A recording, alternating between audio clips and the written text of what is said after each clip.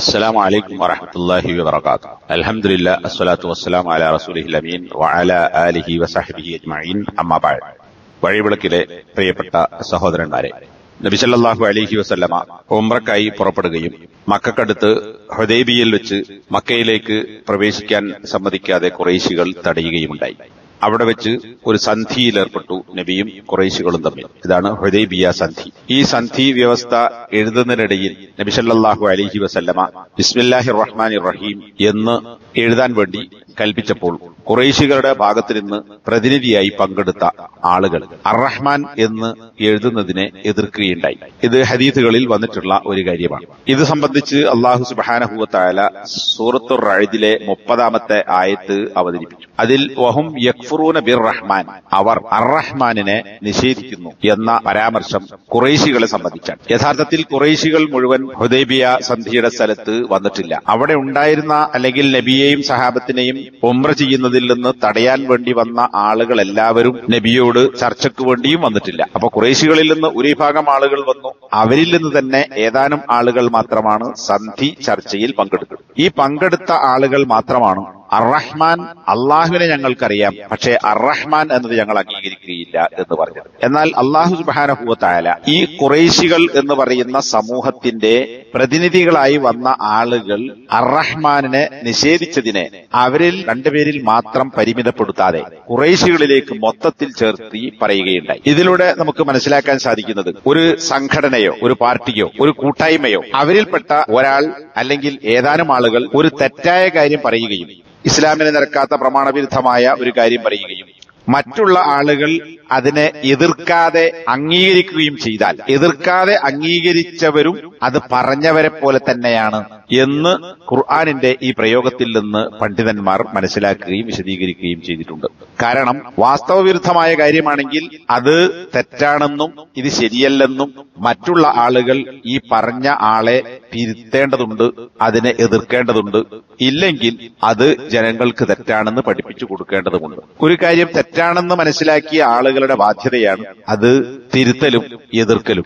ഈ വിഷയം Sheikh Muhammad bin Abdul Wahab റഹിമഹുല്ല അദ്ദേഹത്തിന്റെ കിതാബ് തൗഹീദിൽ ഈ കാര്യം 39-ാമത്തെ അധ്യായത്തിന്റെ അവസാനത്തിൽ കൊണ്ടുവന്നതായി കാണാം. വലമ്മ സമയത്ത് ഖുറൈശ് റസൂലുള്ളാഹി സ്വല്ലല്ലാഹി അലൈഹി വസല്ലം യദ്കുറു അർ-റഹ്മാൻ, നബി സല്ലല്ലാഹു അലൈഹി വസല്ലം അർ-റഹ്മാൻ എന്ന് പറയുന്നതായി ഖുറൈശികൾ കേട്ടപ്പോൾ അൻകറു ദാലിക, ഖുറൈശികൾ അക്കാര്യം അതായത് അർ-റഹ്മാൻ എന്നതിനെ എതിർത്തു. ഫഅൻസലല്ലാഹു ഫീഹിം, അപ്പോൾ അവരുടെ കാര്യത്തിൽ അല്ലാഹു ഈ ആയത്ത് അവതരിപ്പിച്ചു.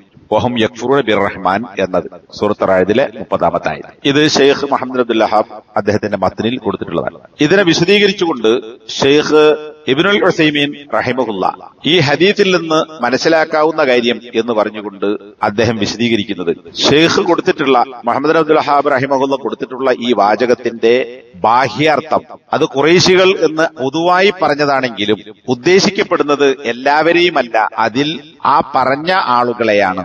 അതാണ് ബാഹ്യമായി മനസ്സിലാക്കാൻ സാധിക്കുന്നത്. വലൈസ കുല്ലു ഖുറൈശിൻ തുൻകിറു ദാലിക് ബൽ ത്വായിഫത്തും മിൻഹും. കാരണം ബാഹ്യാർത്ഥം അങ്ങനെയാണ് എന്ന് പറയാൻ കാരണം ഖുറൈശികൾ എന്ന് പറഞ്ഞിട്ടുണ്ടെങ്കിലും എല്ലാ ഖുറൈശികളും അർ-റഹ്മാൻ എന്നതിനെ എതിർത്തിട്ടില്ല. മറിച്ച് ഖുറൈശികളിൽപ്പെട്ട ഒരു വിഭാഗം ഏതാനും ആളുകൾ മാത്രമാണ് അർ-റഹ്മാൻ എന്നതിനെ എതിർത്തത്. അതുകൊണ്ട് തന്നെ ഇവിടെ പൊതുവായി പറഞ്ഞതാണെങ്കിലും ഒരു പ്രത്യേകം ആളുകളാണ് എന്നാണ് ബാഹ്യമായി മനസ്സിലാക്കാൻ സാധിക്കുന്നത്. തുടർന്ന് അദ്ദേഹം പറയുന്നത്, എന്നാൽ ഒരു ത്വായിഫ എന്നുള്ളത് ഒരാൾക്കും ഖുർആൻ ഉപയോഗിച്ചിട്ടുണ്ട്, അതിൽ കൂടുതൽ ആളുകൾക്കും ഉപയോഗിച്ചിട്ടുണ്ട്. അപ്പോ ഒന്നോ അതിൽ കൂടുതലോ ആളുകൾ പറഞ്ഞ ഒരു കാര്യത്തെ ആ ആളുകൾ ഉൾക്കൊള്ളുന്ന സമുദായം, സമൂഹം, ഉമ്മത്ത് അംഗീകരിക്കുകയും വലം തുൻകിർ അതിനെ എതിർക്കാതിരിക്കുകയും ചെയ്താൽ സഹ അൻ യുൻസബ ലഹും ജമിഅൻ, ഈ ഒരു വ്യക്തി അല്ലെങ്കിൽ ഒന്നിൽ കൂടുതൽ ആളുകൾ പറഞ്ഞിട്ടുള്ള കാര്യം ആ വ്യക്തി ഉൾക്കൊള്ളുന്ന ഉമ്മത്തിലേക്ക് അതിനെ ചേർത്തി പറയുക എന്നത് ശരിയാകുന്നു. കാരണം എന്താ, ഈ പറഞ്ഞ തെറ്റിനെ തെറ്റാണെന്ന് കൂട്ടത്തിലുള്ള ആളുകൾ തിരുത്തുകയോ എതിർക്കുകയോ ചെയ്തിട്ടില്ല. അപ്പൊ ഒരു വ്യക്തി പറഞ്ഞതാണെങ്കിലും ആ വ്യക്തിയെ അംഗീകരിക്കുന്ന ആളുകൾക്ക് മുഴുവൻ ആ വാദമുണ്ട് എന്ന് പറയാൻ പറ്റും എന്നാണ് ഇത് വിശദീകരിച്ചുകൊണ്ട് ഷെയ്ഖ് ഇബ്നുൽ ഉസൈമീൻ റഹിമഹുല്ലാ വിശദീകരിച്ചിട്ടുള്ളത്. അതിന് അദ്ദേഹം തെളിവായി പറയുന്നത്, ഇപ്പറഞ്ഞതിന് പുറമെ, അതായത് ഇതിന് തെളിവായി പറയാം, മാത്രമല്ല അല്ലാഹു സുബ്ഹാനഹു വ തആല ജൂതന്മാർ, മൂസാ നബിയുടെ കാലഘട്ടത്തിലുള്ള ജൂതന്മാർ ചെയ്ത കാര്യത്തെ നബി സല്ലല്ലാഹു അലൈഹി വസല്ലമയുടെ കാലഘട്ടത്തിലുള്ള ജൂതന്മാരിലേക്ക് ചേർത്ത് പറഞ്ഞിട്ടുണ്ട്. യഥാർത്ഥത്തിൽ മൂസാ നബിയുടെ കാലത്തുള്ള ആളുകൾ ചെയ്ത കാര്യമാണ്, നബി സല്ലല്ലാഹു കാലഘട്ടത്തിലെ ആളുകൾ ചെയ്തതല്ല. പക്ഷേ മൂസാ നബിയുടെ കാലഘട്ടത്തിലുള്ള ജൂതന്മാർ ചെയ്ത കാര്യം നബിയുടെ കാലത്തുള്ള ജൂതന്മാരിലേക്ക് അള്ളാഹു ചേർത്ത് പറയും. എന്നിട്ട് അതിന് തെളിവായി പറയുന്നത് വൈദ അഖദ്നാ മീസാഖക്കും വറഫഅനാ ഫൗഖക്കും അത്തൂറ ഖുദൂ മാ ആതൈനാകും ബിഖുവ. അല്ലാഹു സുബ്ഹാനഹു വ തആല വിശുദ്ധ ഖുർആനിൽ, മുഹമ്മദ് സല്ലല്ലാഹു അലൈഹി വസല്ലമക്ക് അവതരിപ്പിക്കപ്പെട്ട ഖുർആനിൽ നബിയുടെ കാലഘട്ടത്തിലുള്ള ജൂതന്മാരെ കുറിച്ച് സംബോധന ചെയ്തുകൊണ്ട് പറയുകയാണ്, നിങ്ങളിൽ നിന്ന് നാം ഒരു കരാർ വാങ്ങിയ സന്ദർഭം, നിങ്ങൾക്കുമീതെ തൂർ പർവ്വതത്തെ നാം ഉയർത്തുകയും ചെയ്തു. എന്നിട്ട് അള്ളാഹു എന്ത് പറഞ്ഞു?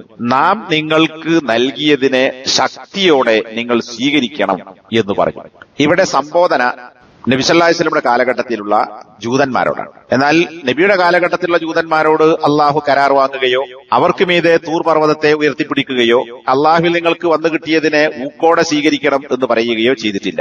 അപ്പൊ യഥാർത്ഥത്തിൽ ഈ പറയുന്ന വിഷയം ആരുടെ കാലത്തുണ്ടായതാണ്? മൂസാ നബിയുടെ കാലഘട്ടത്തിലുണ്ടായതാണ്. പക്ഷേ ആ മൂസാ നബിയുടെ കാലഘട്ടത്തിൽ ഉണ്ടായ കാര്യത്തെ ആ ജൂതന്മാരുടെ പിന്മുറക്കാരായ ആണെന്ന് അവകാശപ്പെടുന്ന മുഹമ്മദിയുടെ കാലഘട്ടത്തിലെ ജൂതന്മാരുടെ സംബോധന ചെയ്തുകൊണ്ട് പറഞ്ഞു, വഹാദാ ലം യകുൻ ഫീ അഹദിൽ മുഖാതബീൻ.